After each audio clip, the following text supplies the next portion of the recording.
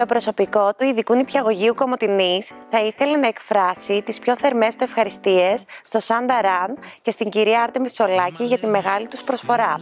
Επιπλέον, θα θέλαμε να ευχαριστήσουμε την Κόκοματ και τον Κοτσόβολο για τις δωρεές στο σχολείο μας.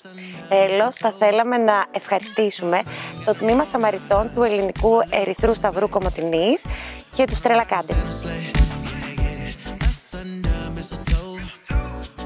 Χάρη στη γενναιοδωρία και τη διαρκή στήριξή τους, το νηπιαγωγείο μας απέκτησε πολύτιμο εξοπλισμό, έπιπλα και ηλεκτρικές συσκευές για το νέο μας κτίριο στο Ροδίτη.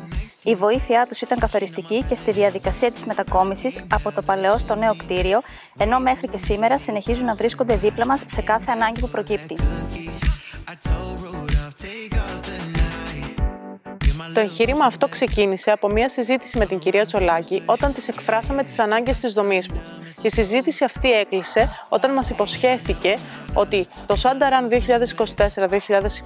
θα βοηθήσει τα ειδικά σχολεία της πόλης μας, το Ειδικό Νηπιαγωγείο Κομοτηνής και το ΕΚ. Έτσι και έγινε. Η προσφορά του Σανταράν ήταν πολύτιμη.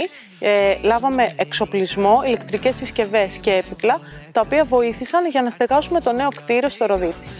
Η συμβολή αυτή είναι ανεκτήμητη για τα παιδιά, τις οικογένειές τους και το σχολείο μας συνολικά. Γι' αυτό και απευθύνουμε κάλεσμα σε όλους τους πολίτες της περιοχής μας να σταθούμε όλοι δίπλα στο Σανταράν, να το ενισχύσουμε και να το στηρίξουμε, ώστε και τα επόμενα χρόνια να συνεχίσει να προσφέρει στην κοινωνία μας.